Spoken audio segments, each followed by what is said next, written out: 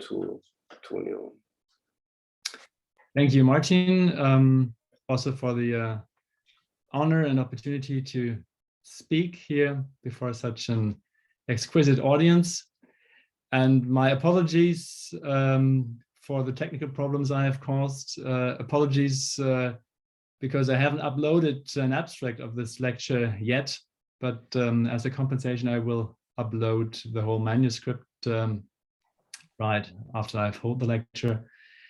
And third, apologies because I will have to leave this digital venue at 10:30 due to other private obligations.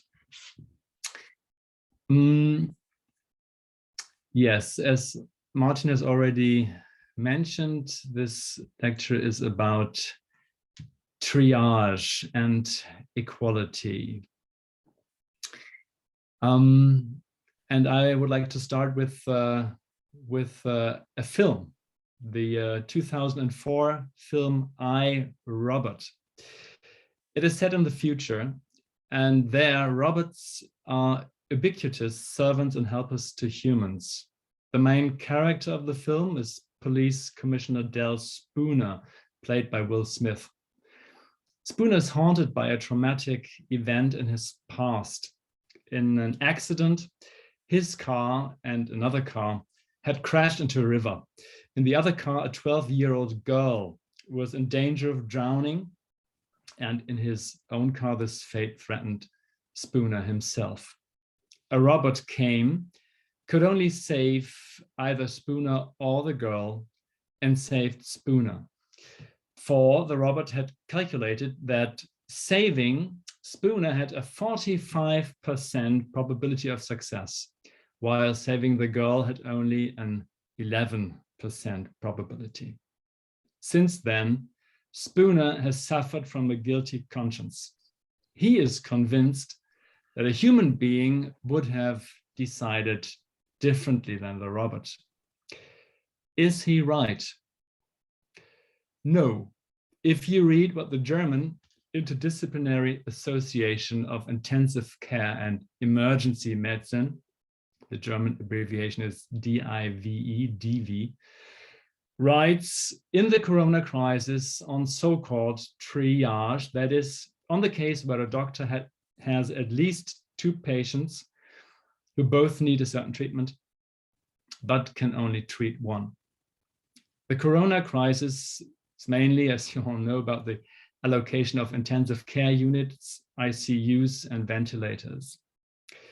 According to the will of DV, they are to be allocated pursuant to the patient's chances of success. Whoever has the greater chance of survival gets the place and the device. Most people think this is right because this rule helps to maximize the number of survivors. And the more survivors there are, the better, one would think. But the guidelines of the Belgian Society of Intensive Care Medicine are different. They declare randomness to be the best and fairest decision-making criterion, as well as the priority principle, which is little other than a special form of random decision-making, since it is based on randomness when someone falls ill and when they are admitted to hospital. The Belgian physicians rely on the results of a Canadian task force of ethicists, researchers, and intensivists, which had already been commissioned in 2009 to designate criteria for triage in an influenza pandemic, provided that treatment with an ICU appears equally urgent in each case. In Germany, an increasing number of lawyers are also in favor of randomness as a triage criterion. It's not the majority, but an increasing number. And this lecture will address the question of what to make of this idea. This seems to be a topic whose relevance is declining today because the SARS-CoV-2 pandemic is now dominated by the milder Omicron variant. because many have been vaccinated and because the pandemic is therefore considered to be over. But it is by no means certain that this is true. And even if it is, there will always be a risk of a new flu-like pandemic in the future. And moreover, there is the problem of scarcity of medical resources elsewhere, as Martin has already pointed out, and notably in organ donation, even if there is no war in Ukraine. In organ donation, where there are always fewer donor organs available than are needed. This lecture will first examine whether the triage criterion of survival probability can be convincingly justified. Since this is not the case if one wants to select exclusively according to the level of survival probability, the lecture will look at the alternative of a random decision, randomized triage. I will leave out the question of so-called ex post triage, that is, the question of whether it is permissible to take the ventilator away from a ventilated patient and give it to a second patient if the triage parameters, whatever they may be, of the patients have changed in favor of the second. The possibility of ex post triage is indeed considered important in practice. However, this is firstly due to the fact that the probability of survival is predominantly regarded as the only decisive triage criterion there in practice, because the prognosis for the patients can change every hour. I will give this criterion a certain importance in the following two, but as already mentioned, I will refuse to triage exclusively according to survival probabilities. Secondly, there are such difficult further ethical questions associated with the ex post triage that there would be no time to discuss them in the context of this lecture. And this has already been the introduction, and we're now starting with part two, the probability of survival as a triage criterion. A major misunderstanding threatens if one refuses to accept the probability of survival as the sole triage criterion, namely the misunderstanding that one would then also demand the treatment of patients who no longer have any chance of survival and for whom it could consequently only be a matter of prolonging death by a few hours and perhaps a few days. But that is not the case. Rather, with regard to the probability of survival, two questions can be, and I think must be, distinguished. The question of whether a patient has any chance of survival at all, and the question of how high this chance is, if it exists. And it is quite possible to demand the existence of a chance of survival as a prerequisite for intensive medical treatment, but then to refuse to let the level of this chance decide who gets the ventilator, even among those patients who all still have a chance of survival. In the following, we will only deal with this second question, that is, whether it is right to carry out a triage among those patients who all still have a chance, even if it is only a faint one, of survival, solely on the basis of their probability of survival. The most common argument in favor of such triage is that it is the only way to maximize the number of survivors and consequently the only way to make the best use of resources. Before we look at this argument, it should first be noted that its premise is yet incomplete. The number of survivors is by no means maximized simply by treating those who promise the greatest chance of successful treatment. Rather, the resource consumption must also be taken into account. That is, the extent to which the patients will require the resources. in terms of quantity and time. In the allocation of ventilators, it is not a question of their quantity, but still of the duration of utilization. Here, a little calculation example. If 3 patients with ventilation have a 50% chance of survival and a 4th patient has an 80% chance, but the 3 patients will probably only need the ventilator for 1 week each, while the 4th patient will need it for 3 weeks, then the number of survivors is most likely to be maximized if the 3 patients with the 50% chance of survival are ventilated one after the other, instead of giving the ventilator to the 4th patient.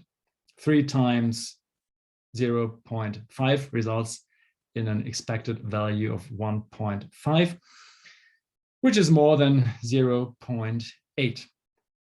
Thus, in our example, if there were 30 patients with a 50% chance of survival and 10 with an 80% chance of survival, and if 10 ventilators were available, there would be 15 survivors after 3 weeks if only the 50% candidates were ventilated, each with a 1-week treatment period. In contrast, there would only be 8 if the 80% candidates had been ventilated for 3 weeks. If one wants to maximize the number of survivors, one must therefore not only consider the survival probabilities, but must also factor in the resource consumption of the respective treatment. For the following considerations, I assume that this happens. I thus assume a triage guideline whose adherence actually maximizes the number of survivors. Declaring this maximization to be the goal seems ethically self-evident, but it is not. Rather, such a goal as an end in itself, maximization for maximization's sake, would only be ethically correct if the collective were more valuable than the individual. If, in other words, the good of the collective were more important than the good of the individual. Then one could ascribe a certain value to each human life, and the good of the collective would be the sum of these values. The more people, the better. It is different, however, if one looks at the individual and ascribes the same and highest conceivable value to each individual.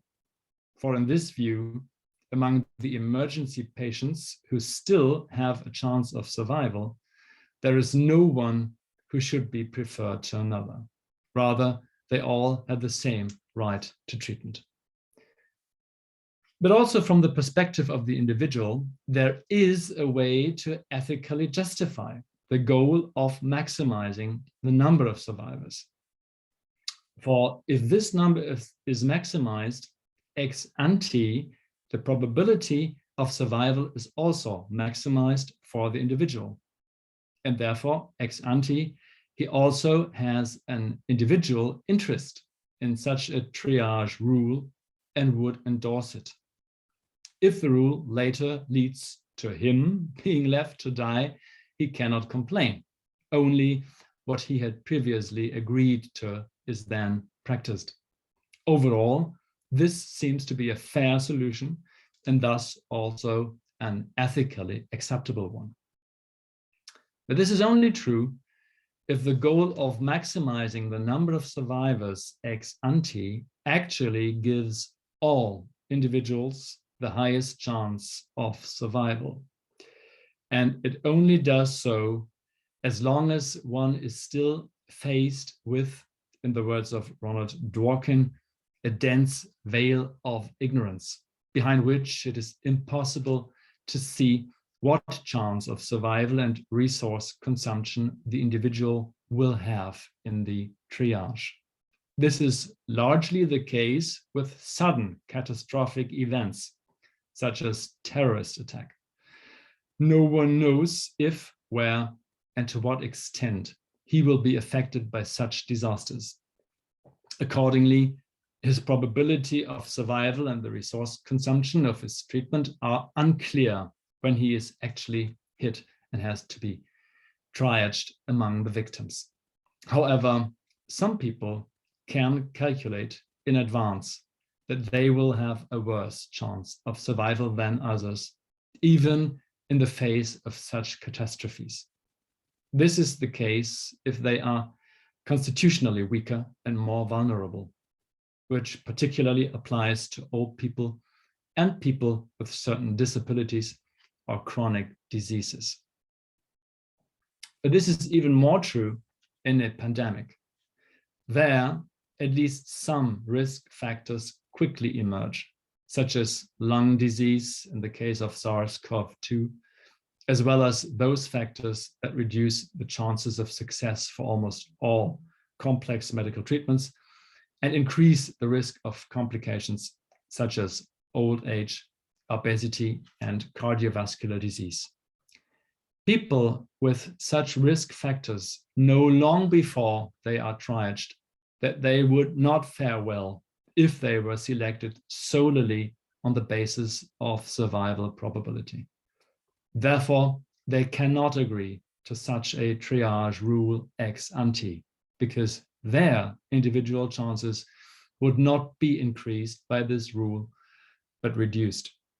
This leads to the first argument against the triage criterion of survival probability. The first of these arguments is that this criterion indirectly discriminates against old people and people with illness-related disabilities. Indirectly, because although these people are not sorted out on the basis of their age or disability alone, they are sorted out on the basis of a criterion that disproportionately often leads to this result for them. The proportion of old people and people with disabilities in the total population is lower than before after triage according to survival probabilities alone. This is a result that would be entirely in the spirit of a fascist population policy: rejuvenation of the people, elimination of the weak, thereby genetic improvement of the people, but which cannot be a legitimate objective in a humane society.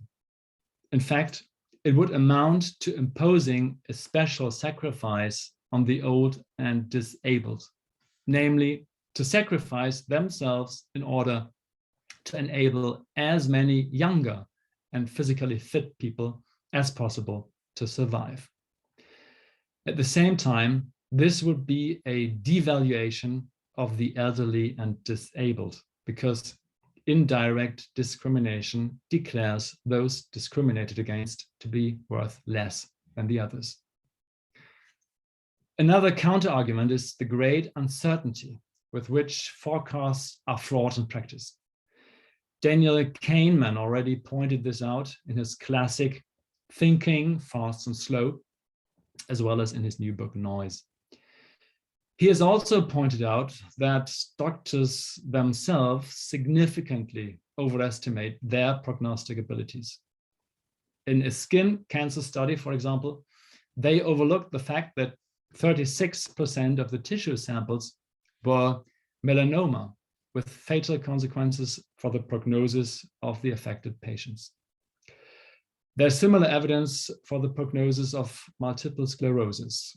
In a study with 17 recognized experts, carried out among others by Martin Daumer, there were differences of up to 27 years in the prognosis for one and the same patient as to when the patient would reach a certain degree of disability. And if a patient's data were assessed twice by the same expert with a time gap and in such a way that he was not aware of the identity, his own prognosis differed by more than 3 years on average. Comparable data are still lacking for forecasts on COVID-19 courses, but it is already clear that such prognoses have to contend with such great uncertainties that they cannot be reliable, not even in the foreseeable future.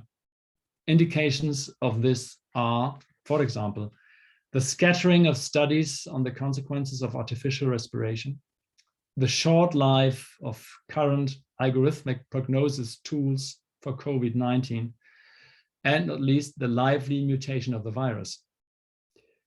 I have experienced a drastic example of COVID mispredictions in my Swiss circle of acquaintances. I live in Switzerland. I'm right now in Switzerland, where doctors repeatedly advised the relatives of an intubated patient to have the ventilation switched off because nothing more could be done, and the patient would no longer have any quality of life, even in the practically excluded case of his survival, but which he now has again almost undiminished since he has fully recovered. And triage based on survival probability alone is about the even more difficult comparative prognosis for different but often very similar patients.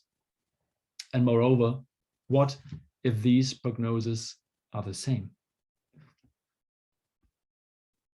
Another practical problem, and thus an argument against the triage criterion of survival probability, is the susceptibility of medical decisions to all those errors or biases which have been proven to occur in human decisions.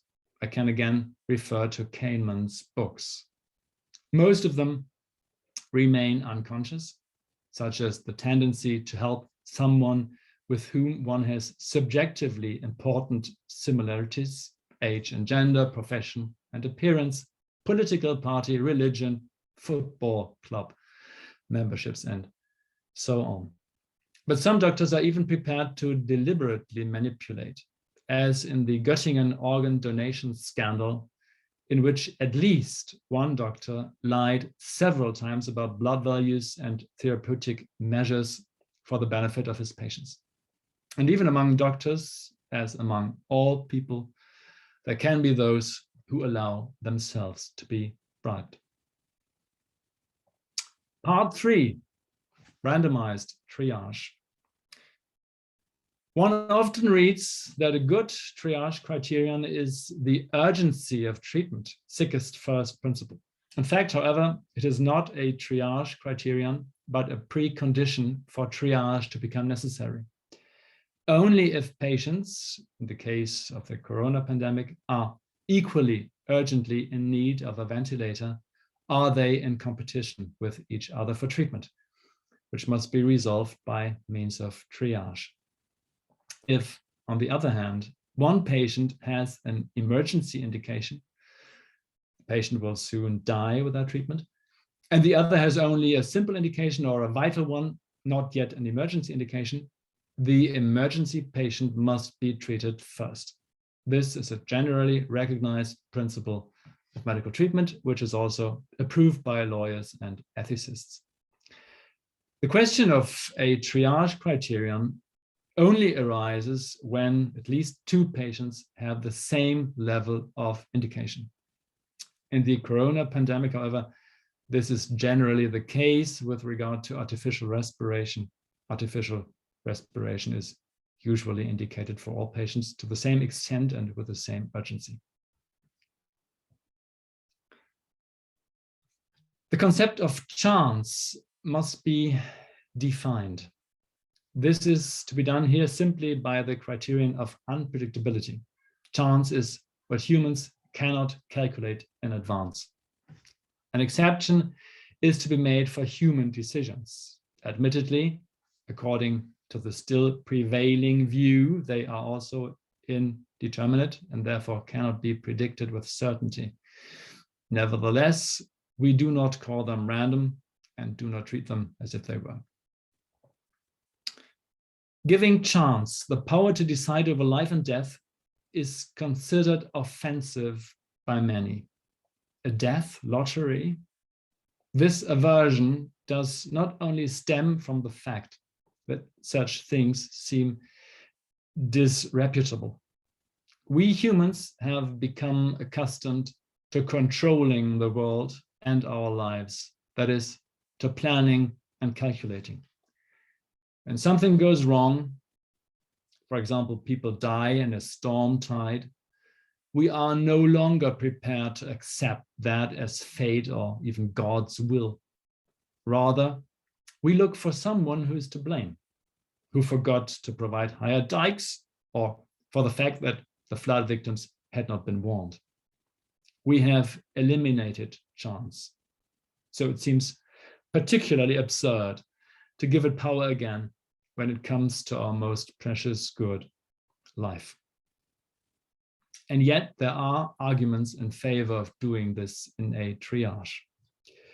Should be emphasized again that this is only about triage among patients who all still have a chance of survival, even if it is only a weak one.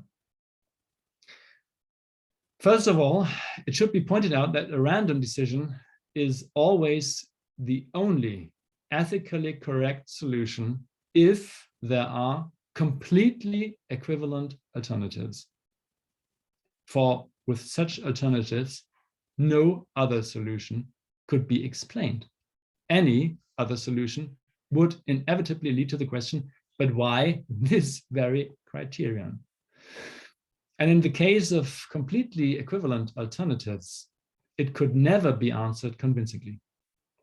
Seen in this light, a random decision in triage is merely the inevitable consequence of always assigning the same value to every human life.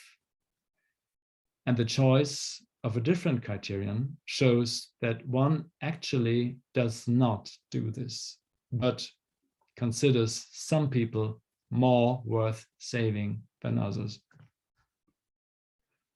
Second advantage of a random decision in triage is that it minimizes the effects of unavoidable medical prognostic errors, as well as biases to which doctors may be subject in their decisions and actions.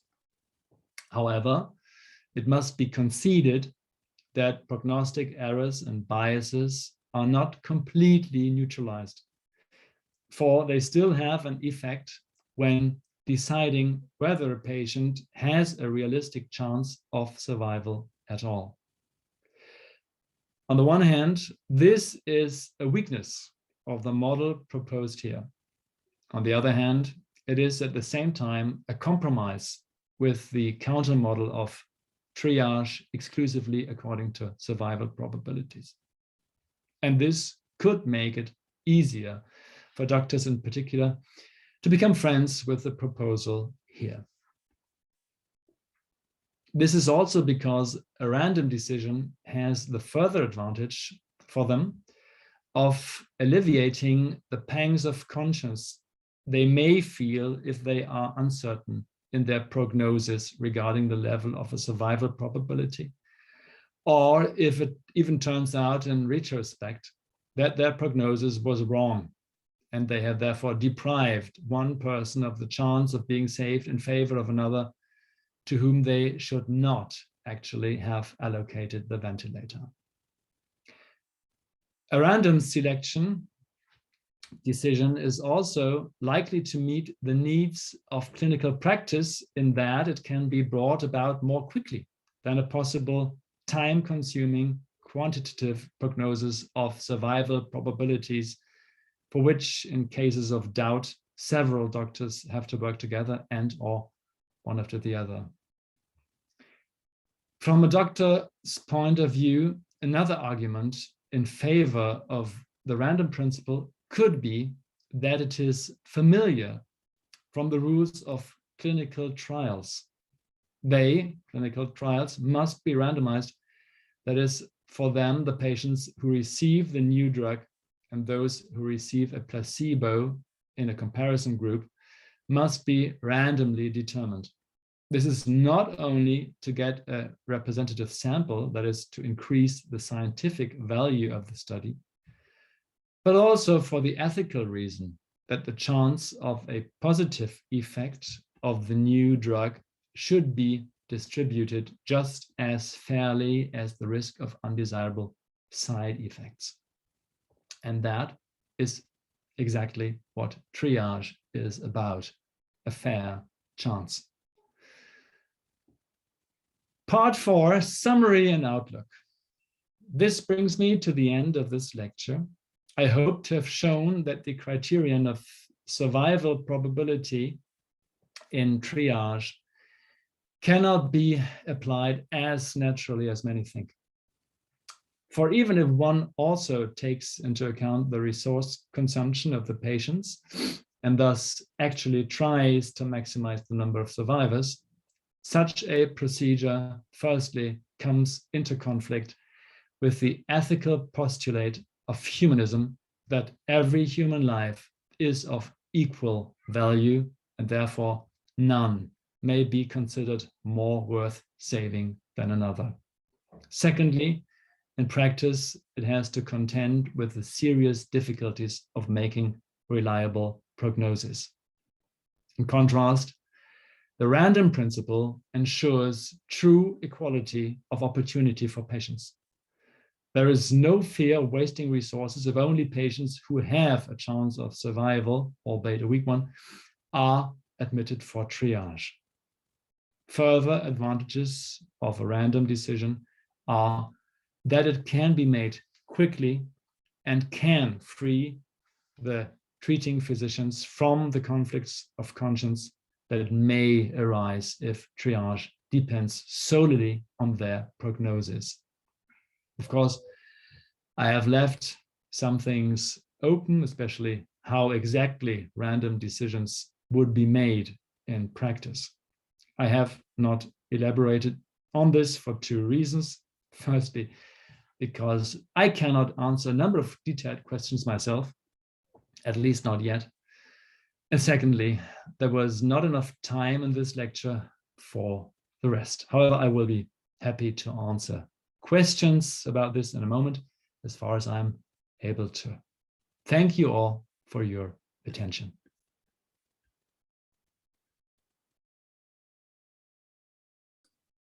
So, Tonio, thank you very much for this, how should I say, unusual talk. So people are not used, I think, to the spoken language to this extent.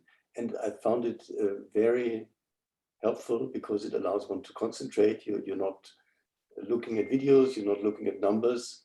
And so I think this is for everyone, yeah, and a very important insight, and also in a language that is understandable also to scientists. So that is, I think, so I'm very glad to have made this to the choice and that you've been willing to do this. Now I have one question. There is an ongoing decision-making process now happening in Germany with the decision of the Bundesverfassungsgericht and now the various groups trying to come up with a law. Could you elaborate briefly on this, because it shows that it's such a hot topic? Yeah, I haven't seen a draft yet, but rumors have it that there is one. I've received an email yesterday saying so, but as already mentioned, I haven't seen a draft yet. It's yes, our constitutional court, the Bundesverfassungsgericht, has decided on the topic that is on the question whether lawmakers have to provide for people with disabilities in the case of a triage to prevent them from being discriminated. And the Constitutional Court has stated that lawmakers have to do so, and they have to do so quickly, as fast as possible. Therefore, our Secretary of Justice is working on that topic. but he hasn't yet publicly presented a draft. Rumors have it that this draft will center on the criterion of the probability of survival in the first place. The German word is Erfolgsaussicht. But yeah, that is what most people assume, but yeah, I assume myself.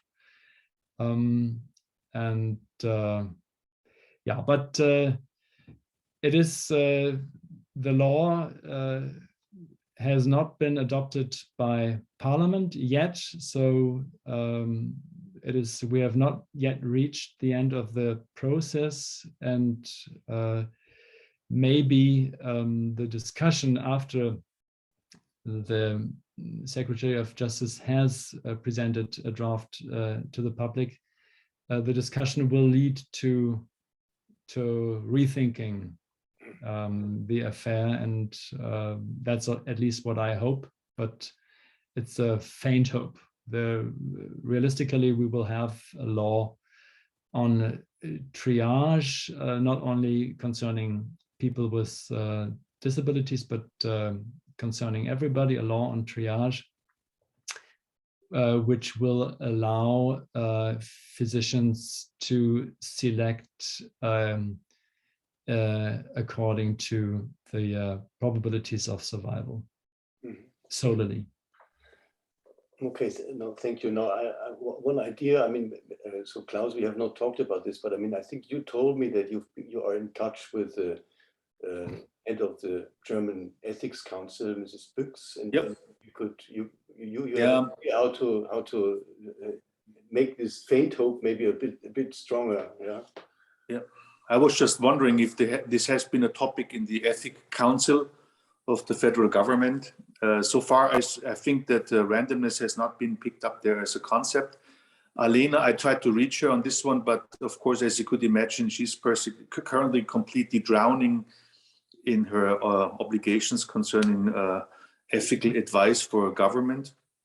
But I will keep trying, at least because it's not just in the triage situation that we have been discussing. This might be helpful to use the effects of randomness. And I thank very much the speaker for bringing this up to say the modern human is living under the illusion that we have been excluding randomness in life, and nothing is more from the truth than that. We are under an illusion that we have control over things. And I like to comment very much about that if something happens like floods and people are dying, we're not respecting or accepting certain elements of randomness, but we always try to spend the time to find out who's responsible and can be charged for this one. So I think it needs to be acknowledged that randomness in all aspects of life plays a much larger role than we are willing to accept and to concede. So in that sense, it would be helpful in those many instantiations, including the triage questions in various, how to handle this with using a controlled element of randomness. So of course, you said if you are about to estimate the probability of survival for a patient, this is a faulty process. And we all know examples of where predictions have been made and they turned out to be completely wrong. And of course, there will also be some error, margin of error, if you were to basically distribute or kind of make a decision based on medical terms to stratify the set of all people who are waiting for some support. So are they in the same kind of category of risk or same category of survival or whatever? So of course, at the edges, at those decision lines, we also have a room and a margin of error. But I still believe this will be much more reliable and can be much better controlled than a specific determination of a survival criteria, which I think is in many cases just beyond what we can control. And it's full of errors. And what we do then, as a consequence, we add more features, more criteria to make a distinction and a ranking between people. And it needs to be acknowledged then that the selection of additional feature is basically per se, this is a random process. It is already introducing a random process. The only difference is it's not a transparent, and you can't really calculate the pros and cons and the odds of throwing a dice here, because the dice is not known to us. So we are already, this is my statement here, we are already employing randomness, and we're just not conceding it to be random, even though it is.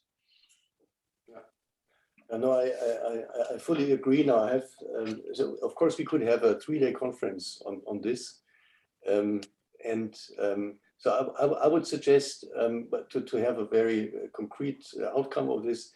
So if we could, Tonio, if we could share your manuscript and also the article you've written in the Zeit with Klaus, and Klaus, you may then forward this to Alena in order to see if we could somehow join forces here, yeah, because she's certainly in a position to help here. Yeah.